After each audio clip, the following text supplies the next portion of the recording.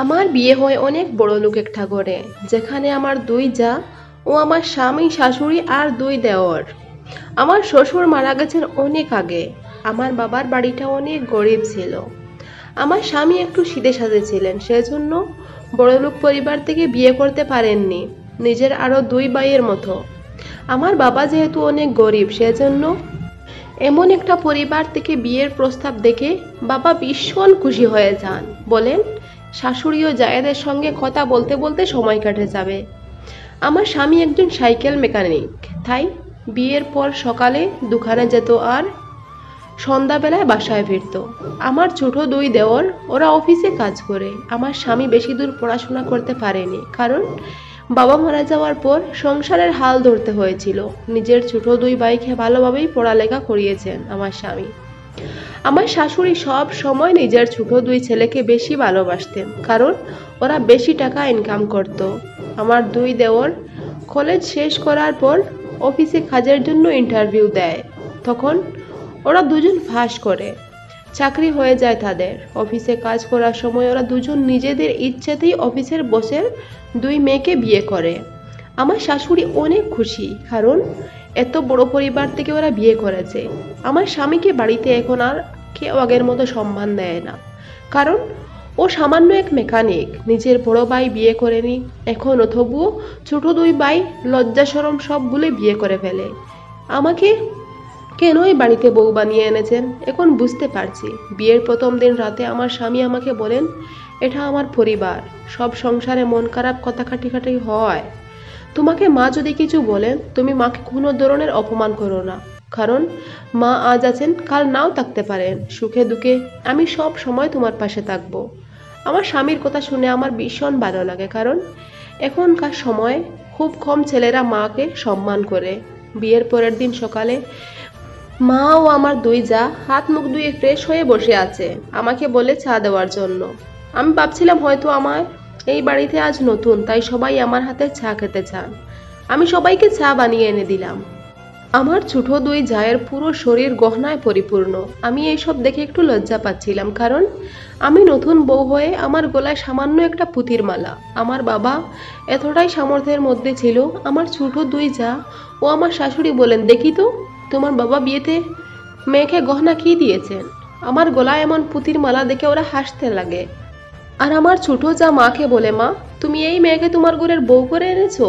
তখন আমার শাশুড়ি বলেন, আরে বৌমা, ওকে কেন বউ করে এনেছি সেটা জেনেও আমাকে কেন প্রশ্ন করছিস তোরা।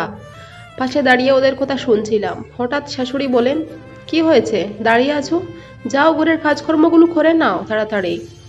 শাশুড়ি মায়ের কথাতে আমি চলে গেলাম কাজ করতে। ঘরের সব কাজ করার পর যখন মাকে জিজ্ঞাসা করলাম, মা কি রান্না করব, তখন আমার শাশুড়ি নিজে কিছু না বলে নিজের বড়লোক দুই বউকে জিজ্ঞাসা করেন, কি খাবি তোরা বল না। তখন ওরা এক একজনের এক এক অর্ডার দেয়।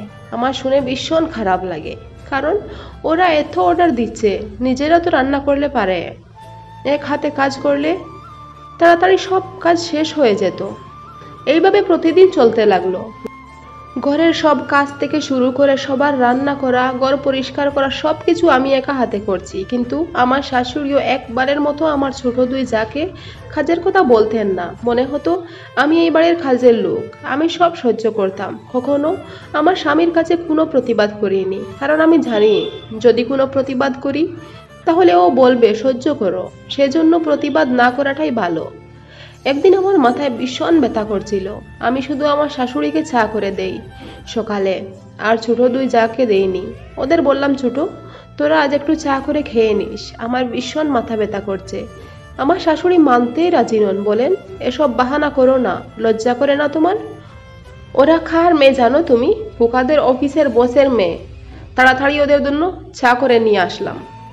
কান্নায় আমার বুকটা ফেটে যাচ্ছিল, কারণ গরিব হয়েছি বলে আমার শাশুড়ি মানুষ বলে সম্মান করতে চাইছেন না। আজ ওদের বাবার টাকা আছে সেজন্য ওদের এত সম্মান। পরের দিন বিকেলে আমার ছোট দুই জা এসে আমার শাশুড়িকে বলেন, মা আমরা 3টি গরম হিটার নিয়ে এসেছি, একটা তোমার ঘরে থাকবে আর 2টা আমাদের দুই বোনের ঘরে থাকবে। তখন আমার শাশুড়ি বলেন, গিফট কি তোমরা একাই দেবে আমাকে? আমিও তোমাদের জন্য দুইটা লেপ নিয়ে এসেছি, কারণ তোমাদের লেপ দুটো একদম পুরনো হয়ে গেছে। যদি ঠান্ডা লেগে অসুস্থ হয়ে পড়ো তাহলে কি হবে তোমাদের? তোমাদের বাবাকে কি বলবো আমি? তখন আমার দুই যা বলে, মা তুমি এসব কেন কিনতে গেলে? আমার শাশুড়ি বলেন, কেন রে, তোদের শাশুড়ির কাছে কি টাকা কম আছে নাকি? এই কথা শুনে আমি বললাম, মা ওদের জন্য যেহেতু লেপ কিনে এনেছো, আমাকেও একটু একটা লেপ দিলে ভালো হতো। বিয়ের সময় আমার বাবা সামান্য একটা কম্বল দিয়েছিলেন, এটাতে ভীষণ ঠান্ডা লাগে রাতে। সঙ্গে সঙ্গে আমার শাশুড়ি বলেন, আমার কাছে কি টাকার খনি আছে? আমি বললাম, মা এক্ষুনি তো আপনি বললেন যে আপনার কাছে টাকা আছে। তখন আবারও আমার ছোট যা বলে, দিদি তুমি আমাদের কথা শোনার জন্য কান পেতে থাকো নাকি? আমার শাশুড়ি আমাকে একদম সহ্য করতে পারেন না, বলেন, এখান থেকে যাও, যদি কখনো হাতে টাকা আসে তখন দেখব। আমিও চলে যাই। আমার ছোট দুই দেওর নিজের স্ত্রীরা যা বলে ওরাও কোথায় কোথায় চলে। ওরা যেহেতু শ্বশুর বাড়ির অফিসে কাজ করে, তাই আমার সাথেও আমার ছোট দুই দেওর বেশ কথা বলতো না। আমার স্বামী ছাড়া এই পরিবারে আমাকে আর কেউ ভালোবাসে না। আমি তবুও অনেক খুশি যে আমার স্বামী তো অন্তত আমাকে ভালোবাসে। একদিন আমার শাশুড়ি ভীষণ অসুস্থ হয়ে পড়েন। ওনার ঘরে চিৎকার শুনে আমি তাড়াতাড়ি আমার শাশুড়ির রুমে যাই। গিয়ে দেখি মার ভীষণ জ্বর উঠেছে। আমার স্বামীও সারাদিন কাজ করে বাসায় এসেছে, তাই ওকে কিছু বলিনি। সেই দিন সারা রাত আমি আমার শাশুড়ির হাতে পায়ে টিপে দেই। সকালে 8টার সময় আমার ছোট দুই যা এসে মাকে বলে, গুড মর্নিং। আমার ছোট এক যা বলে, কি হয়েছে মা, আপনার মুখটা রোগীদের মতো লাগছে কেন? তখন আমি বলি, কাল রাত থেকেই মায়ের ভীষণ জ্বর। এই কথা শুনে ওরা দুজন বলে, সেজন্য ঘরে অসুস্থ অসুস্থ গন্ধ লাগছে। একজন আরেকজনকে বলে, চল এখান থেকে, এখানে থাকলে কখন আমরা অসুস্থ হয়ে পড়ি। এই বলে ওরা ওখান থেকে চলে যায়। তারপর আমার শাশুড়ি দুই চোখের জল ছেড়ে আমাকে বুকে জড়িয়ে বলেন, আমাকে ক্ষমা করে দাও মা, আমি মানুষ চিনতে ভুল করেছি। সারা রাত তুই আমার পাশে বসে আছিস, তোর মনে একবারও আসিল না যে আমার থেকে রোগ তোর গায়ে ছড়াবে? কিন্তু দেখ, ওরা 2 মিনিট আমার পাশে বসেনি, ওরা অসুস্থ হয়ে যাবে। আড়াল থেকে আমার দুই যা সব কথা শুনে ওরা নিজেদের ভুল বুঝতে পারে। নিজেদের ভুলের অনুতপ্ত হয়ে এসে আমাকে বলে, দিদি আমাদেরও ক্ষমা করে দাও। জীবনে মনুষ্যত্ব না থাকলে হাজার হাজার কোটি টাকা থাকলেও সেই টাকার কোনো সম্মান থাকে না। এক মুহূর্তের জন্য সব শেষ হয়ে যায়। তখন আমার ছোট দুই যা আমার শাশুড়ির পায়ে ধরে ক্ষমা চায়। তারপর থেকে আমরা সবাই মিলেমিশে সব কাজ করি। ও আমাদের সংসার একটা সুখী সংসার হিসেবে গড়ে উঠেছে। এখন মনে হচ্ছে এমন সংসার যেন সবার ঘরে ঘরে থাকে। গল্পটা এখানেই শেষ করলাম।